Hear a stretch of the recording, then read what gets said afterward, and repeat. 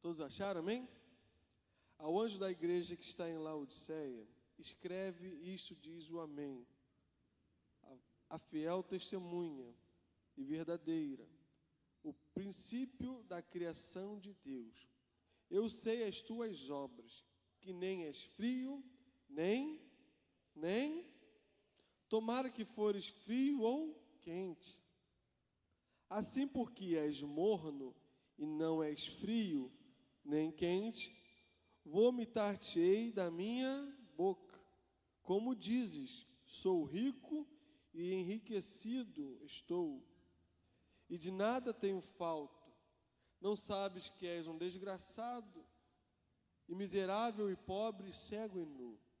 Aconselho-te que de mim compres ouro provado no fogo, para que te enriqueças, e vestes brancas para que te vistas, e não apareça a vergonha da tua nudez, e que unja os teus olhos com colírio, para que vejas. Eu repreendo e castigo a todos quanto amo. Sê, pois, zeloso e arrepende-te. Eis que estou à porta e bato. Se alguém ouvir a minha voz e abrir a porta, entrarei em sua casa e com ele cearei, e ele comigo. Ao que vencer, lhe concederei que se assente comigo no meu trono, assim como eu venci e me assentei com meu Pai no seu trono. Quem tem ouvidos, ouça o que o Espírito diz às igrejas. Amém? Curva a sua cabeça, vamos orar. Pai, mais uma vez na tua presença, queremos, Senhor, te dar graças e pedir, Senhor, a tua presença, a presença do teu Santo Espírito sobre nós. Usa-nos, Senhor, para o louvor da tua glória. Pai, nós repreendemos toda inquietação, todo espírito maligno, caia por terra agora, que as nossas mentes sejam livres, Senhor, e cativas a Ti, para que venhamos entender a Tua palavra, em nome de Jesus. Amém e amém. Irmãos, continuando, né, uma série que nós já começamos aí há algum tempo, das 7 igrejas à Ásia Menor, a igreja de Laodiceia é a última igreja, onde o Senhor Jesus escreve essa igreja, usando o apóstolo João, na revelação de Apocalipse. Ele escreve as 7 igrejas, e agora ele está escrevendo a igreja de Laodiceia, é a última carta. E quando chegamos nessa igreja, nos deparamos com algumas peculiaridades que nós não encontramos em outras igrejas. E para fazer uma introdução rápida aqui, para a gente entender, depois a gente começa a dissecar um pouco sobre o assunto.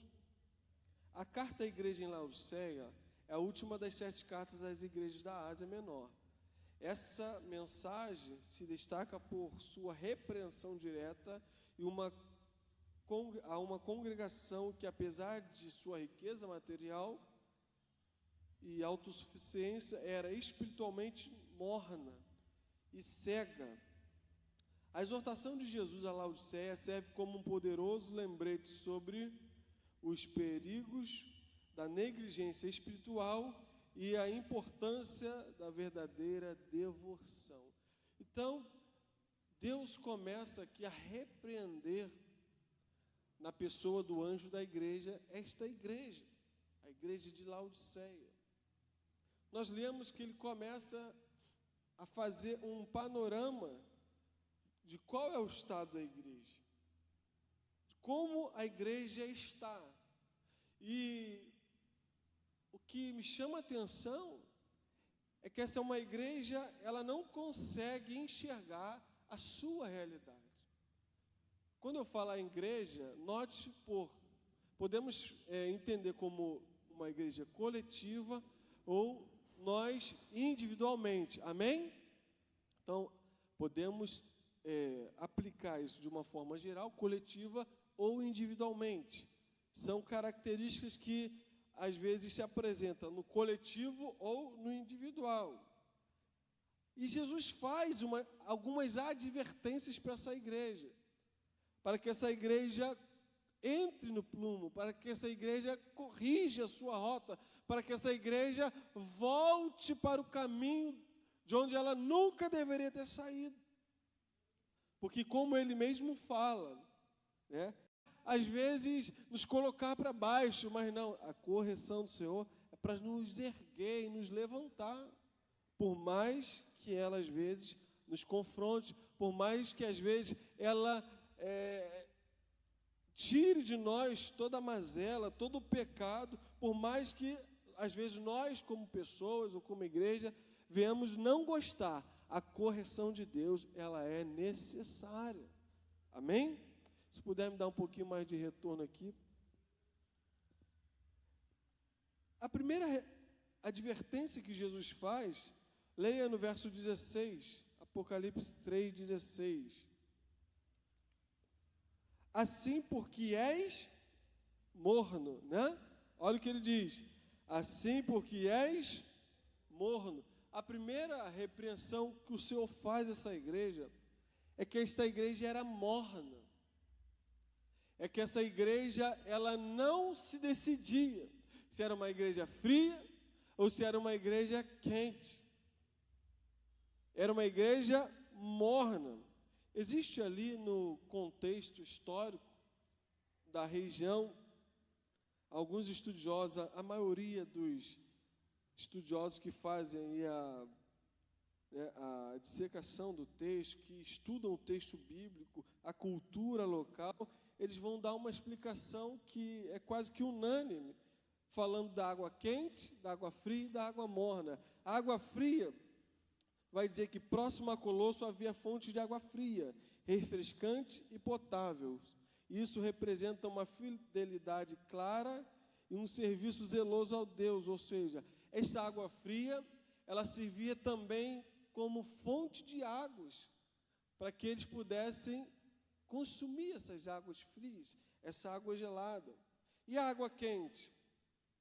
Em Herápolis, as águas eram termais e conhecidas por suas propriedades medicinais.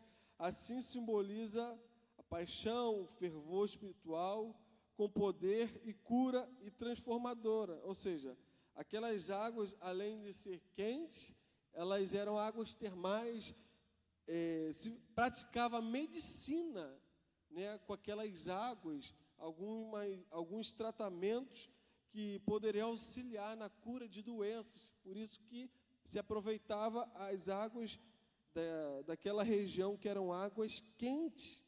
E Jesus usa essa simbologia de água quente e água fria com água morna. Por quê? A água morna, como diz o próprio texto, Jesus está a ponto de vomitar. Quem já botou água morna na boca? É muito ruim, irmãos. Porque existe a água fria, a água temperada, né? Que a gente às vezes pega da bica, mas existe a água morna, que ela não é quente nem fria, ela é morna.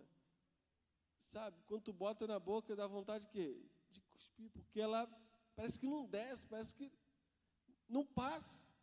Diferente de uma água quente, que a gente aproveita para fazer um café, um chá, né? Alguma coisa assim, e é muito mais agradável. Água morna não, ela incomoda. E Laodiceia recebia água por um aqueduto que chegava morna e com impurezas. Por isso que o Senhor está repreendendo aquela igreja, porque era uma mistura de água morna, não era fria, não era quente. Era morna, não servia para o consumo, porque, além de ser morna, ainda tinha impurezas no meio dela. E Jesus estava repreendendo essa igreja. Mornidão também fala de indecisão. Mornidão fala de coisas que estão indecisas. Eu não sei, eu fico em cima do muro, eu não sei para onde eu vou, eu não sei a quem eu sirvo. Fala de indecisão. Coisas que, às vezes, estão misturadas na nossa vida. Coisas que eram para ser pura, cristalina, né? Às vezes há uma mistura, e isso desagrada a Deus. essa mistura de água quente com água fria, ou seja, de uma mornidão espiritual. Não é fervoroso, não é quente, não é uma pessoa constante, mas é uma pessoa que está sempre se misturando com coisas que vão desagradar a Deus. E Jesus está falando: estou a ponto de vomitar-te da minha boca. Então Jesus repreende essa igreja, porque era uma igreja morna. Jesus também repreende essa igreja, porque era uma igreja infeliz. Na minha tradução aqui, pode nas tuas estar desgraçado, mas algumas traduções está infeliz. E ela diz: sou rico e nada tenho falta, e não sabes que és um desgraçado, ou seja, um infeliz. Ou seja, é uma igreja que era infeliz. Ela parecia ser feliz. Ela tinha aparência, ela parecia ser alguma coisa, mas Jesus está dando um raio-x dessa igreja. Essa igreja é infeliz. É uma igreja que não usufrui da verdadeira felicidade. No mesmo verso, vai dizer que ela é também o quê? Miserável. Olha o estado espiritual desta igreja, a igreja de Laodiceia. Era uma miséria espiritual. Talvez diferente de outras igrejas que estavam passando um problema e até morta, né? Como a igreja de Sardes, que tinha fama de estar viva, mas estava morta. Esta igreja, o problema dela é que ela passa por problemas, ela passa por situações difíceis, mas ela não consegue enxergar a sua vergonha, ela não consegue enxergar a sua miséria, a sua infelicidade. Uma coisa é você estar morto e falar: eu estou morto espiritualmente, eu preciso de Jesus, eu preciso de um avivamento, eu preciso voltar para o Senhor, eu preciso me arrepender das minhas obras mortas. Outra coisa é você estar na igreja, estar praticando obras mortas, estar numa vida longe de Deus e achar que está bem. Era a condição desta igreja. Porque ela tinha uma visão de si. Olha o que o texto vai dizer. E ao anjo que está na igreja em Laodiceia, escreve: isto diz o amém, testemunha fiel, verdadeiro, eu sei as tuas obras, que nem é quente, nem frio, tomares forem quente. Assim porque és morno, e não és frio, nem quente, vou vomitar-te-ei da minha boca. Como dizes, sou rico, e estou enriquecido, e de nada tenho falta. Olha como ela se enxerga. Uma igreja que é rica, e de nada tem falta. Ou seja, eu estou bem, estou suficientemente bem, eu estou bem espiritualmente, eu estou bem enriquecido, não preciso de nada. Ou seja, era uma igreja, era uma liderança que era, além de ser infeliz, né, miserável, era uma arrogância espiritual, uma jactância. Estou bem, estou rico, estou abastado. E Jesus depois, além de dizer que ela era miserável, ainda diz: você é rico? Não, você é pobre. No verso 16 ele diz: tu és desgraçado, miserável e pobre. Irmãos, às vezes nós confundimos as coisas do reino de Deus com coisas naturais. Não há uma equivalência entre bênçãos espirituais e bênçãos materiais.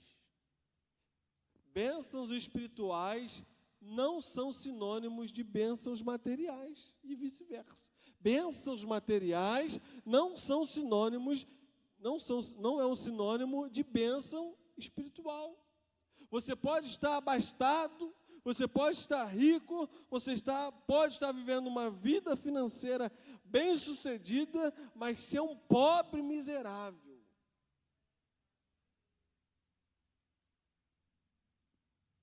na palavra de Deus, quando você lê, uma coisa é uma coisa, outra coisa é outra coisa. É lógico que quando somos abençoados por Deus, Ele derrama bênçãos sem medida, Ele prospera, mas isso não é um sinal 100% de que eu estou sendo aprovado por Deus. Porque pessoas podem trabalhar aí fora, podem comer do sol do seu rosto, prosperarem e estarem longe de Deus, serem miseráveis. Como diz o texto, desgraçado, ou seja, sem a graça. Pessoas podem estar, nesse momento, usufruindo de milhões, mas não ter felicidade, não ter paz no coração, porque não tem Cristo Jesus. Mas essa igreja está se enganando a si mesma. Estou bem, estou rica, estou abastecida. E Jesus diz, você é pobre. Você é pobre, o quê? Qual era a pobreza? De qual pobreza Jesus está falando? Da pobreza, o quê? Espiritual. Não era uma igreja rica espiritualmente. Não eram pessoas ricas espiritualmente. Eram pessoas pobres. Estamos falando aqui sobre o Espírito Santo de Deus na escola bíblica. Ou seja, pessoas que são distantes do Espírito Santo de Deus são pessoas pobres espiritualmente. São pessoas que não têm o fogo do Espírito Santo ardendo nos seus corações e Deus está chamando, vocês são miseráveis, pobres. Depois ele vai falar, além disso, vocês são cegos. Olha o que diz o texto, verso 13, desgraçado, miseráveis, pobre e cego. 16. Cego. Por que cego, irmãos?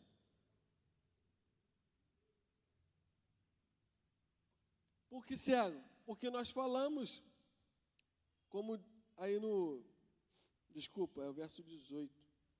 Não, é o 17 mesmo, desculpa. É o 17 mesmo. Porque como falamos no próprio 17, ela se acha bem, ela se acha espiritualmente bem, ela se acha espiritualmente sadia, mas ela é cega. Só quem pode nos dar o nosso panorama espiritual, só quem pode tirar um raio-x espiritual das nossas vidas, é o Espírito Santo de Deus, é o próprio Deus. E Ele está dizendo, você se acha, mas você é cego. Você não consegue enxergar a sua vergonha. Você não consegue enxergar o seu estado de miséria diante de Deus. Irmãos, quando nós nos afastamos da palavra, quando nós nos afastamos da presença de Deus, quando nós nos afastamos do corpo de Cristo Jesus, nós caminhamos em uma vida de cegueira espiritual. A palavra de Deus, ela diz que ela é o quê? Ela é lâmpada. Quando lemos, quando meditamos, o Senhor clareia a nossa vida, o Senhor clareia a nossa trajetória, os nossos caminhos. A luz de Cristo entra e traz luz aonde precisa ter luz. Mas uma igreja distante da palavra é uma igreja cega, que não consegue enxergar a sua miséria, os seus pecados, os seus erros. E Jesus está falando, vocês são cegos espiritualmente. Você acha que é bom. Irmãos, tem muitos lugares aí com aparência de igreja. Tem dinheiro, tem rico, tem telão de LED, tem canhão de luz, tem uma bateria, tem microfone, tem tudo, tem obreiros, tem tudo. Mas é miserável, pobre e cego. Igrejas ricas estão cheias de si. Igrejas onde o dinheiro é o carro-chefe, onde o dinheiro manda, onde as riquezas são mais importantes do que vidas, do que pessoas. Tem muitas igrejas assim. E muitas pessoas também espiritualmente nesse mesmo estado, onde não conseguem enxergar que precisam da graça de Deus. Depois que ele diz que elas são cegas, ele diz: vocês também não são só desgraçado, miserável, pobre, cego, mas vocês também são nu. Nu vai falar de quê? De vergonha. Vai falar de pecado. Olha o estado dessa igreja. Olha o estado deste anjo da igreja, que representa esta igreja. Não conseguia enxergar que precisava se arrepender. Nós precisamos de mensagens de arrependimento. Nós precisamos de mensagens de arrependimento. Nós precisamos nos arrepender das nossas obras más. Nós precisamos nos arrepender da nossa vergonha, da nossa nudez, da nossa língua, dos nossos olhos altivos, da nossa miséria espiritual. Nós precisamos nos arrepender. Esta é a mensagem. Verso 19, ser zeloso. Ou seja, veja onde aí você está em falta e começa a consertar o que está errado. Seja zeloso. E depois ele diz, arrependa-te. Precisamos nos arrepender de não estar fazendo o quê? A vontade de Deus. Será que estamos fazendo a vontade de Deus? Será que estamos todos os dias cumprindo o seu querer? Precisamos nos arrepender. Arrependimento, irmãos, é uma chave para o avivamento de Deus na nossa vida. Todas as vezes que houveram avivamentos espirituais em nações, em bairros, foi através da oração e do arrependimento, do clamor, dizendo: Senhor, nós nos arrependemos. Senhor, nós precisamos de Ti. Senhor, nós estamos longe de Ti.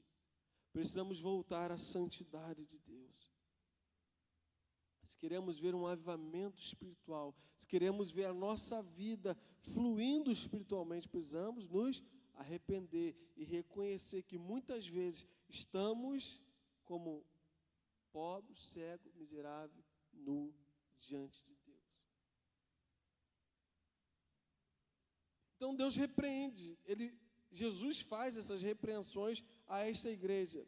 E depois que Jesus faz essa repreensão, ele não só faz a repreensão, depois ele dá o conselho do que essa igreja precisava fazer. Leia comigo, no verso 18.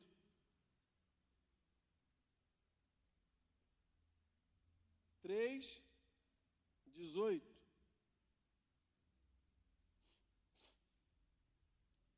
Os conselhos que o Senhor dá. Aconselho-te que de mim compres o quê? Ouro provado no fogo, para que enriqueças. Aleluia. Depois do Senhor descrever o estado dessa igreja, Ele começa a aconselhar esta igreja, para que ela viesse andar no caminho correto, no caminho certo. E o primeiro conselho é: compres ouro provado no fogo. Aleluia. O que a Bíblia está querendo dizer? O que o texto está nos querendo dizer? É que as nossas obras têm que ser provadas no fogo. Que nossas obras precisam ser obras espirituais, não obras carnais.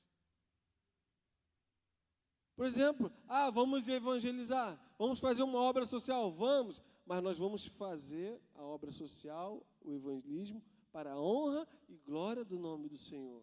Nós não vamos fazer obra social para, a minha igreja faz obra social, não.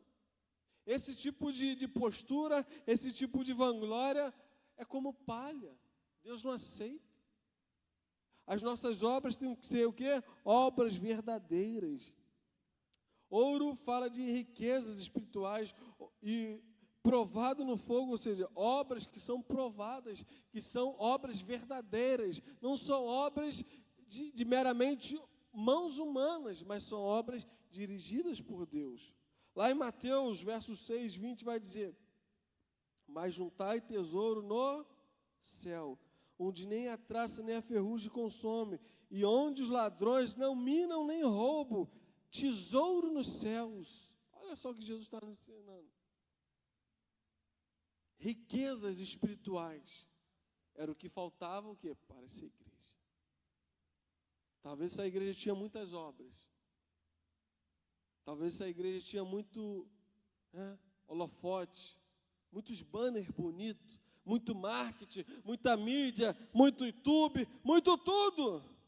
Mas não tinham obras, não tinham tesouros nos céus. Tinha muito oba-oba. Tinha muita aparição, tinha muito humanismo. O homem no centro e Jesus longe. E nossas obras, irmãos, têm que ser obras provadas no fogo. 1 Coríntios 3, 13 vai dizer assim: a obra de cada um se manifestará. Na verdade, o dia a declarará, porque pelo fogo será descoberto.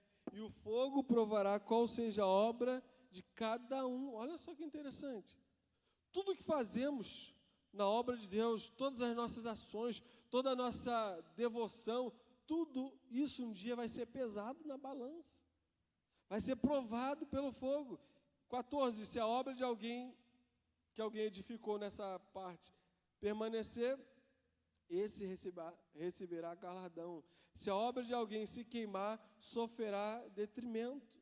Ou seja, nossas obras têm que ser obras verdadeiras, como que o ouro refinado. O ouro, irmão, ele passa no fogo, e quando tem o fogo tira toda a impureza do ouro, e só fica aquele metal precioso, reluzente, porque ele passou pelo fogo. Nossas obras precisam ser obras verdadeiras, como Jesus falou, tesouro que nós ajuntamos nos céus. Nós não estamos fazendo obras para homens, não estamos fazendo obras, sabe, para instituição. Estamos pregando, estamos louvando, estamos evangelizando, estamos buscando o Senhor para a honra e glória do seu santo nome. E Jesus está dizendo: aconselho que de mim vocês comprem ouro provado no fogo. Jesus faz uma analogia. Eles achavam que eram ricos, mas a riqueza que Jesus está querendo é riqueza espiritual. Tem nada a ver com a riqueza do mundo. Jesus queria obras. Jesus queria, sabe, uma igreja ativa, uma igreja vibrante. Eles achavam que eram ricos. Jesus está falando: não, vocês não são ricos. E Jesus aconselha a eles comprarem ouro provado no fogo, ou seja, verdadeiras obras de santidade. Depois, o segundo conselho que Jesus dá, está aí também no verso 18, ele vai dizer: vestes brancas para que te vistas. Olha aí, 18. Aconselho que de mim compres ouro provado no... Leia aí, gente, todo mundo junto. Para que te enriqueças, e vestes para que te vistas, e não apareça a vergonha da tua nudez. Ou seja, essa igreja era uma igreja pobre, Jesus mandou ela comprar ouro forjado no fogo. Essa igreja era nu, Jesus está falando: aconselho que vocês vistam vestes brancas, para que ninguém veja a nudez de vocês. E de que a Bíblia fala? Quando a Bíblia fala de vestes brancas, ela fala de duas coisas, principalmente, de santidade e justiça. Essa igreja precisava andar em santidade e justiça. Não uma justiça própria, mas uma justiça que é imputada por Deus a nós. Essa igreja, parece-nos que é uma igreja, o quê? Mundana. Parece que é uma igreja onde é levado por todos os tipos de pecado, porque é uma igreja que Jesus diz que ela é nua. É uma igreja onde está exposta à sua vergonha. todo tipo de pecado, todo tipo de imoralidade. E Jesus está falando, eu quero uma igreja santa. Eu quero uma igreja com vestes brancas. Tirem do meio de vocês o pecado, a imoralidade. Tirem de vocês tudo que se afasta de mim. Porque Ele vem buscar uma igreja pura, sem mácula, irrepreensível. E Jesus quer uma igreja santa, aleluia. Aleluia. Irmãos, é tempo de nos separarmos para Deus. Nunca foi tempo, vivemos um tempo tão importante onde nós temos que, às vezes, abrir mão de coisas até lícitas, para buscarmos a presença do Senhor. Que às vezes as coisas lícitas, elas nos roubam da presença, e nos roubam às vezes até a santidade. Começa com uma coisa lícita, e depois vem, como foi falado aqui, a pastora Márcia ontem no encontro de mulheres, às vezes parece lícito, uma bobeira, mas aí entra a chocarrice, entra a zombaria. Aí falamos de manhã sobre a blasfêmia contra o Espírito, aí você começa, daqui a pouco está longe de Deus. Aí entra a imoralidade e assim vai por diante, porque temos abandonado a santidade. Irmãos, a Bíblia é bem enfática, sem santidade ninguém verá a Deus. A santidade inicial, a santidade progressiva e a santidade final. Quando aceitamos a Jesus, nós somos santos, separados para Ele. Mas não termina aí. Precisamos continuar num processo de santificação. Do contrário, se você não der fruto, como diz Jesus, corta e lança fora. Tem que dar fruto, tem que santificar, tem que renunciar ao seu eu, a sua carne. Então nós fomos enxertados. Quando você é enxertado, é o processo, é o primeiro passo, é a santificação inicial, quando você é enxertado. Depois, o florescer, a frutificação é o que? É o processo, é a santificação progressiva. E depois, a santificação final, quando o Senhor Jesus voltar e nos arrebatar e transformar nossos corpos corruptíveis em corpos incorruptíveis, e aí sim estaremos com Ele para todo sempre. É a santificação final, quando Ele nos arrancar dessa vida, ou alguém passar dessa para melhor. É a santificação final. Mas até Jesus voltar, precisamos andar em santidade. Precisamos de vestes brancas. Quando estivermos no nosso trabalho, precisamos de vestes santas. Irmãos, às vezes há muita moralidade no meio secular, nas rodas de amigos. Irmãos, eu trabalho em um lugar onde às vezes as pessoas o tempo todo falando besteira. E às vezes a gente fica combatendo. É o tempo todo, lixo espiritual. Às vezes eu levo até fone de ouvido para botar e para não ouvir. Você quer santificar, e às vezes aqueles lixos saindo da boca dos endemoniados. Aí tu fala, só Jesus. Cada besteira. É assim em alguns grupos aí de trabalho? É assim, pastor, lá no teu trabalho? Pastor Zé, é assim? Isso quando é nos grupos de WhatsApp. Irmãos, se tem grupo de WhatsApp onde é só lixo, é só besteira, sai fora, irmãos. O grupo do trabalho eu saí, porque é só o que? Besteira. E isso é o que? Você se vestir de vestes brancas. Sabe? Por exemplo, quando você liga um filme lá que desagrada ao Senhor, o Espírito começa a surrar no seu ouvido, isso aí não está legal não. Se vista o quê? De vestes brancas, tira, apaga, bota em outro, sabe? Assim são as séries, as novelas, enfim. Irmãos, temos que nos vestir de santidade. Temos que nos vestir de vestes brancas. Temos que, o quê? Purificar as nossas vidas no Senhor. Precisamos de santidade. Quanto mais nos voltarmos para Deus em santidade, mais Ele vai refletir a sua glória em nós. O problema é que às vezes estamos muito cheios do mundo, mundanismo. Aí acabamos como essa igreja, miserável, pobre, cega e nu. E vou te dizer, era crente, tá? Jesus está, a carta é a igreja, a carta é para um líder da igreja, a carta é para a liderança, a carta é para crente. Porque você espera de tudo de quem está lá fora. Mas o que se espera de crente?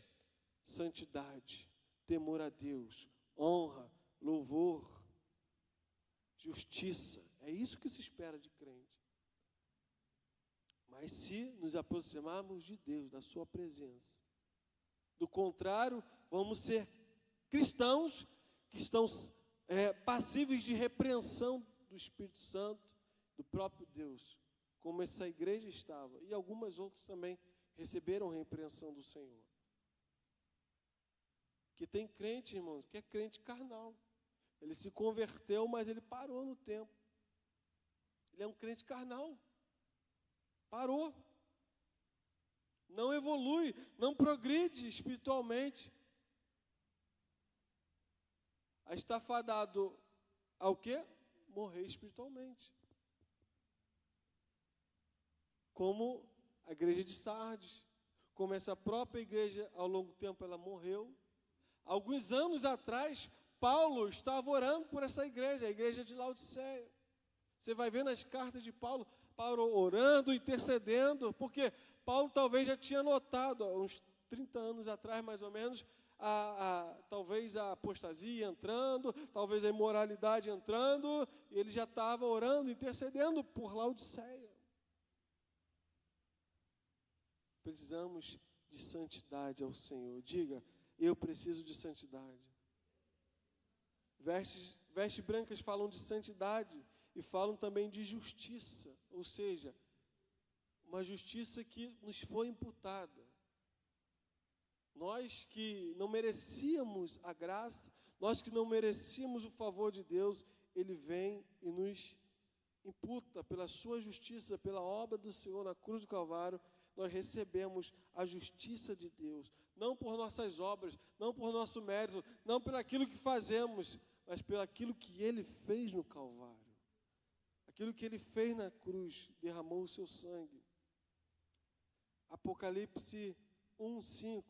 E da parte de Jesus Cristo, que é a fiel testemunha, o primogênito dentre os mortos e o príncipe dos reis da terra, aquele que nos amou e em seu sangue nos lavou de nossos pecados. Ou seja, no seu sangue, Ele nos trouxe o quê? Purificação. No seu sangue temos santidade. No seu sangue temos a justificação. No seu sangue. Por isso precisamos entregar nossas vidas ao Senhor. Porque sem a ajuda do Senhor, sem a ajuda do Espírito Santo, não vamos conseguir. Precisamos do Espírito Santo todos os dias para viver uma vida de santidade. Não há como viver uma vida de santidade se não há comunhão com o Espírito. Não há como viver uma vida cristã se nós não temos comunhão com Deus. Vamos estar enganando a nós mesmos. Por último, ele vai dizer, o último conselho, ele aconselha que unja os seus olhos com o colírio. É o verso 18. E não apareça a sua nudez, e que unja os olhos com colírio, para que vejas. Aleluia. Precisamos ungir os nossos olhos para ver. Isso fala de discernimento espiritual. Isso fala de clareza espiritual. Isso fala de o que nós estamos vendo. Sabe, nós precisamos ver através da palavra de Deus. Nós precisamos enxergar através do que Deus tem nos falado, daquilo que Deus tem nos ensinado. Essa igreja era uma igreja que estava o quê? Cega espiritualmente. Porque ela não conseguia enxergar a sua real condição. É uma cegueira espiritual, onde ela diz, eu estou bem, mas você olha e fala, não, essa pessoa não está bem não. Não, mas eu estou bem. Não, não está bem. Cega espiritual. Cegos espirituais. Quantos cegos espirituais nós temos, às vezes, no nosso meio,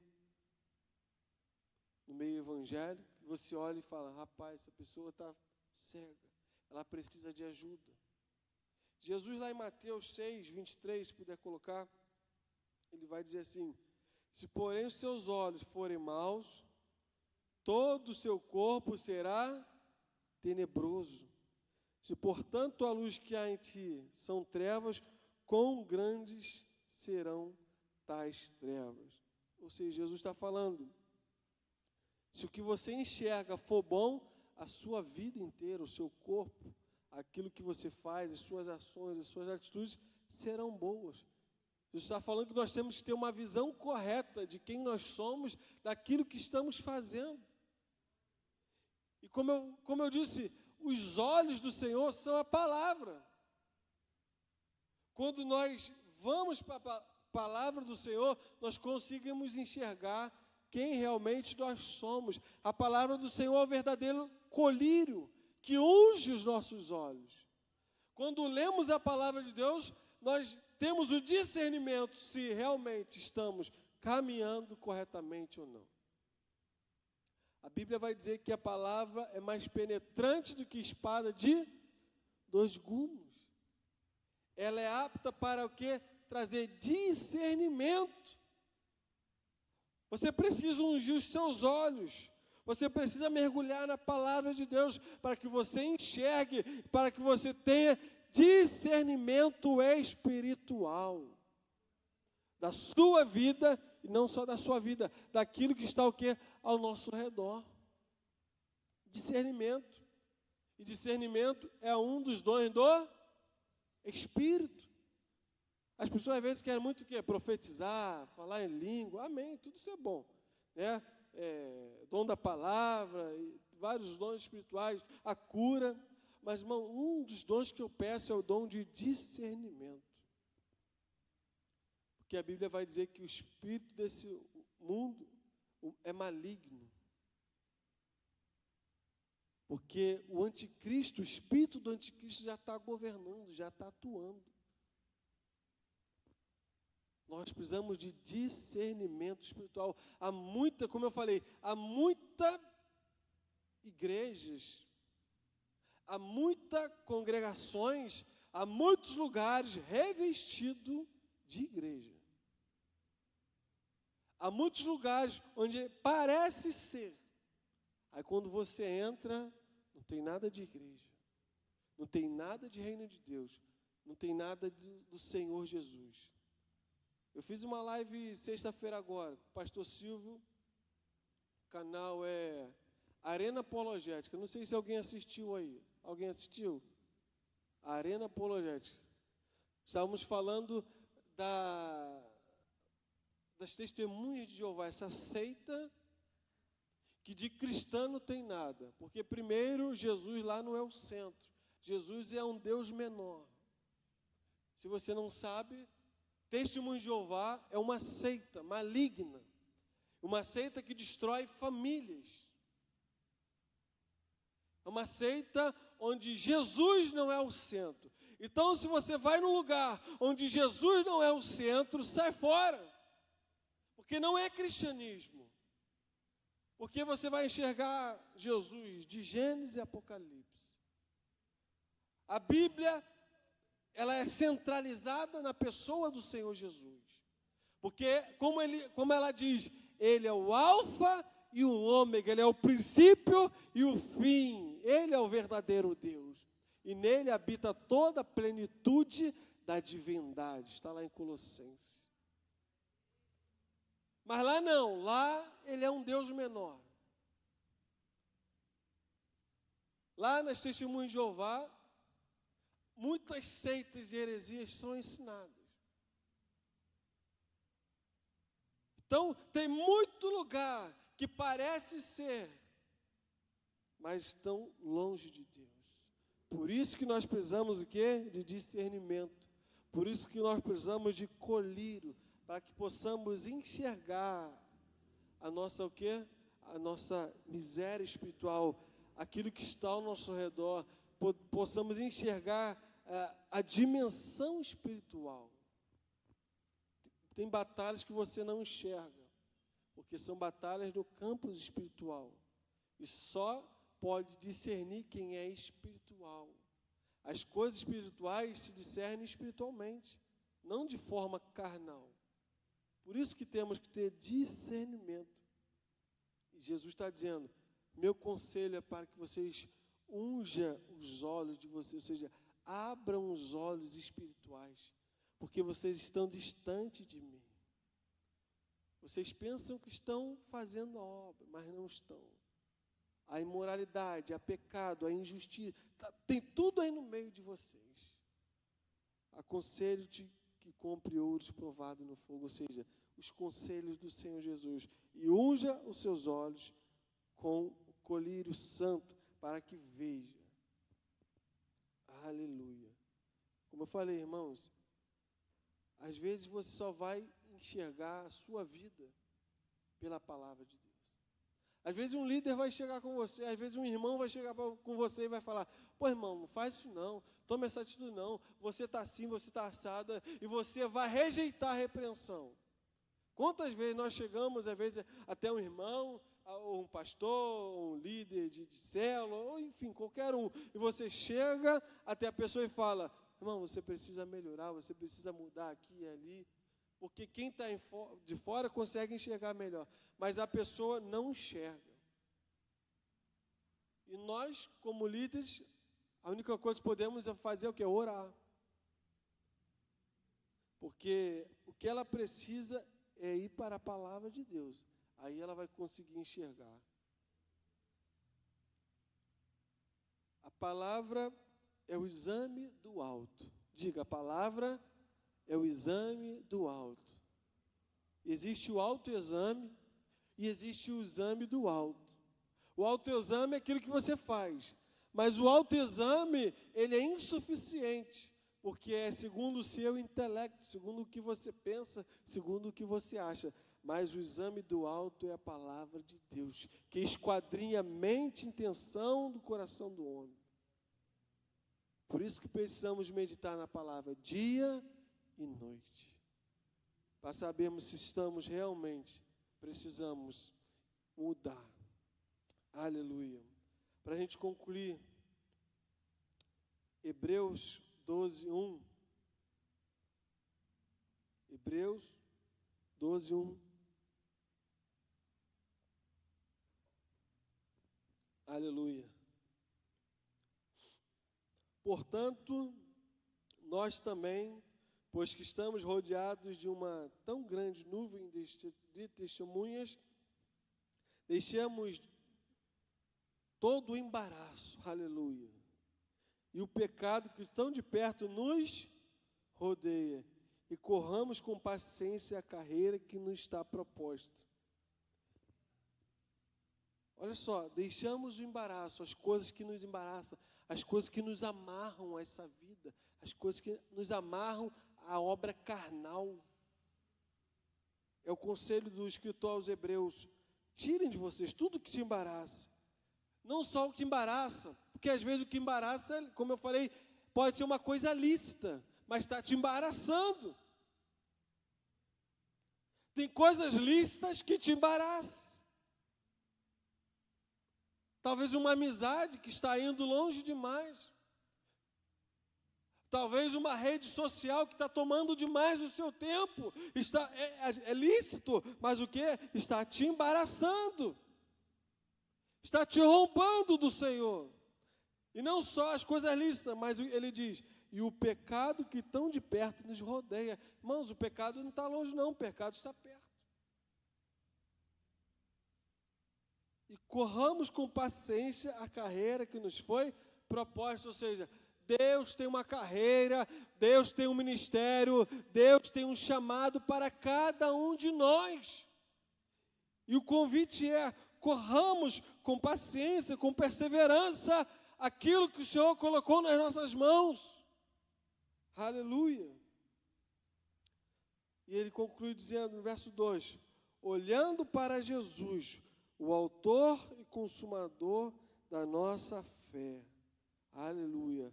O qual pelo seu gozo que lhe estava proposto, suportou a cruz, desprezando a afronta e assentou-se à destra do trono de Deus. Aleluia.